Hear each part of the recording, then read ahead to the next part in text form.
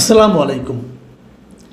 প্রিয় দর্শক, গোপালগঞ্জের ঘটনা নিয়ে এরই মধ্যে নানা ধরনের আলোচনা হচ্ছে, পোস্টমর্টেম হচ্ছে যে এই ঘটনাটা কেন ঘটলো, এই ঘটনাটাকে অ্যাভয়েড করা যেত কি না, অথবা এই ঘটনা কি ঘটানো হয়েছে, কিংবা এই ঘটনার ফলে লাভ হলো কার, এই আলোচনাগুলি কিন্তু হচ্ছে। আমরা যদি ঘটনা প্রবাহের দিকে আরও একবার তাকাই, এরই মধ্যে আমরা দেখেছি এ নিয়ে বিভিন্ন দলের বিভিন্ন জনের প্রতিক্রিয়া। রাষ্ট্র প্রতিক্রিয়া দেখিয়েছে, যারা দায়ী তাদেরকে বিচারের আওতায় আনা হবে। এনসিপির পক্ষ থেকে দেখলাম তারা সরকার এবং প্রশাসনকে দায়ী করেছে যে তারা এর দায় এড়াতে পারে না। এবং রাজনৈতিক দলগুলোর মধ্যে বিএনপিকে দেখলাম, জামাতে ইসলামীকে দেখলাম, তারাও কিন্তু এর জন্য আওয়ামী লীগকে দায়ী করেছে যে আওয়ামী লীগ এই কাজটা কেন করলো, কী সমাচার। একটা জায়গায় আমার একটু বক্তব্য আছে। দেখুন ভাই, আমি তো কোনো দলের সঙ্গে নাই, কাজেই কোনো দলের হয়ে তো আমার কথা বলার কোনো কারণ নাই।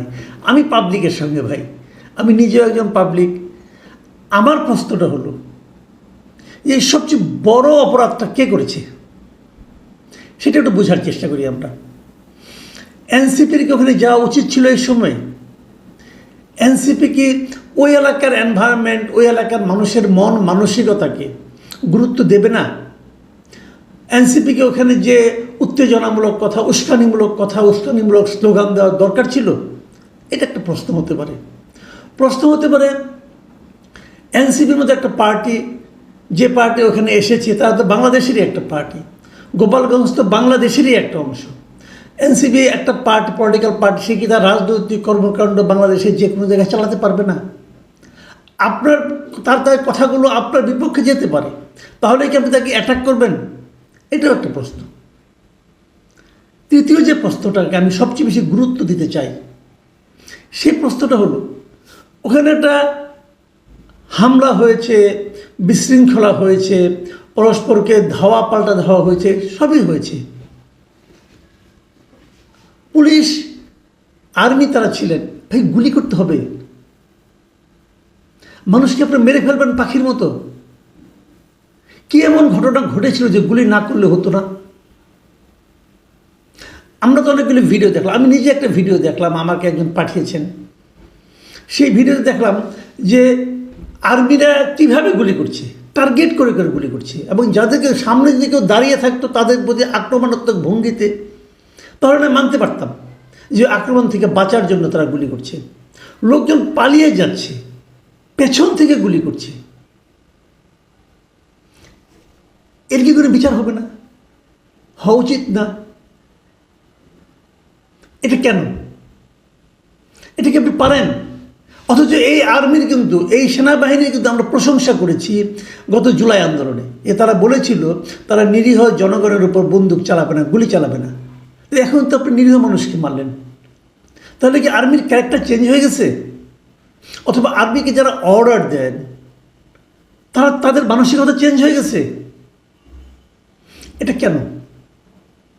বলা হচ্ছে অ্যারেস্ট করা হচ্ছে, বিচার করা হবে। তো বিচার তো হত্যার বিচার হবে না?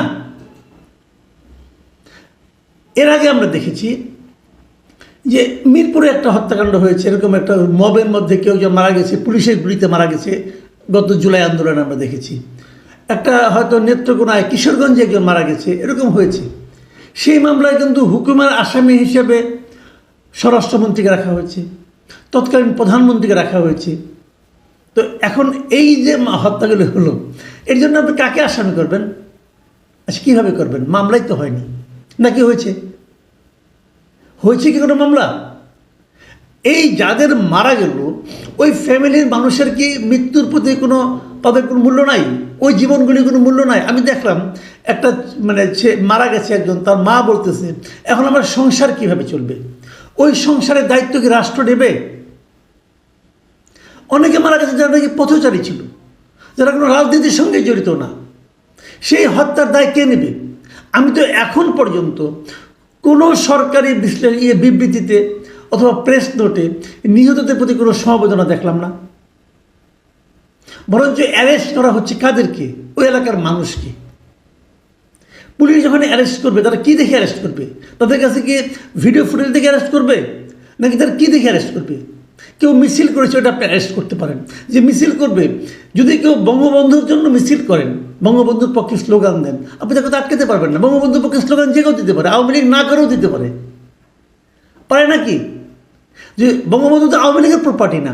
যে জিনিসটা আওয়ামী লীগ তাদের প্রপার্টি বানানোর চেষ্টা করেছিল গত 15 বছর, and that was A blunder. এটা তারা উচিত হয়নি, কারণ বঙ্গবন্ধু তাদের প্রপার্টি না, বঙ্গবন্ধু পুরো জাতির প্রপার্টি। তো যদি কেউ পুরো জাতির একটা অংশ হিসাবে তারা বঙ্গবন্ধুর পক্ষে স্লোগান দেয়, সে অপরাধী হয়ে গেল। দেখুন, মিটিং শেষ হওয়ার পরে অনেকের আমরা লাইভ দেখেছি, অনেক সময় সেই লাইভে দেখা গেছে মিটিং শেষ হওয়ার পরে কিন্তু ওখান থেকে স্লোগান দেওয়া হয়েছে, মুজিববাদ মুর্দাবাদ। কেন ওই স্লোগানটা দেওয়া হচ্ছিল? যখন ওই স্লোগানটা দেওয়া হয় তার আগ পর্যন্ত কোনো হামলা হয়েছে? হয়নি তো। দর্শকও ছিল না, মঞ্চে কেবল এনসিপির নেতারা ছিলেন, তারা কথা বলেছেন, শেষ। তারপরে যখন মুজিববাদ মুর্দাবাদ স্লোগান দেওয়া হতে থাকে একের পরে, তখন তো এটা ওয়ান কাইন্ড অফ ইনভাইটেশন, যে তোমার এলাকায় এসে আমি তোমার নেতার বিরুদ্ধে স্লোগান দেব, তুমি কেন আমাকে মারছো না? এটা ওয়ান কাইন্ড অফ ইনভাইটেশন। এবং ঘটনাগুলো কিন্তু সেভাবে ঘটেছে। তো এই যে বিষয়গুলো, এই বিষয়গুলো কি বিবেচনায় নেওয়া হবে, অথবা বিবেচনায় কি নেওয়া উচিত নয়?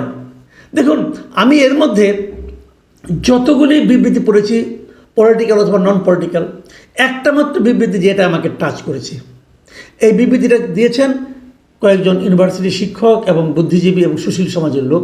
এই আনু মোহাম্মদ, সামিনা লুৎফা, ওনাদেরই সংগঠন, নাম হলো গণতান্ত্রিক অধিকার কমিটি। তারা কি বলেছিলেন শুনেন। এদের কথাটা আমার পছন্দ হয়েছে বলে আমি এটা আপনাদেরকে একটু পড়ে শোনাচ্ছি। তারা লিখেছেন যে গত বছর 16 জুলাই যেটা হয়েছিল সেটা উল্লেখ করে, যে রংপুরে বেগম রোকেয়া বিশ্ববিদ্যালয়ের আবু সাইদ যিনি মারা গেল, ঠিক 1 বছর পর গতকাল আবারও একই চিত্রের মুখোমুখি হতে হয়েছে গোপালগঞ্জে। এই ঘটনার পর রাষ্ট্রের আচরণ গভীর উদ্বেগ তৈরি করেছে। তারা কিন্তু রাষ্ট্রের আচরণকে ভালো বলছেন না, প্রশংসা করছেন না, কিন্তু করা তো উচিত ছিল, কারণ এই রাষ্ট্র তো আগের স্বৈরাচারী সরকারের রাষ্ট্র নয়। তিনি বলেছেন, মানে ওনাদের বিবৃতিতে বলা হয়েছে যে এনসিপির সমাবেশে হামলার বিষয়ে সরকার ও পুলিশ দ্রুত তদন্তে সক্রিয় হলেও পুলিশের গুলিতে নিহত 4 জনের মৃত্যু নিয়ে এখন পর্যন্ত উচ্চ পর্যায়ে তদন্ত, দায় নির্ধারণ বা ন্যূনতম মানবিক প্রতিক্রিয়া দেখা যায়নি। এই একপাক্ষিকতা শুধু রাষ্ট্রের দায়িত্বহীনতার পরিচয় নয়, এটি নাগরিক জীবনের মর্যাদা ও নিরাপত্তার প্রশ্নেও ভয়াবহ বার্তা বহন করে। যে কথাটা একটু আগে আমি বললাম, যে এই 4 জন কি দেশের নাগরিক নয়? এই 4 জনের প্রতি কি এই রাষ্ট্রের কোনো দায়িত্ব নাই? এই 4 জনের দিকে গুলি না ছুড়লে কি মানে থামানো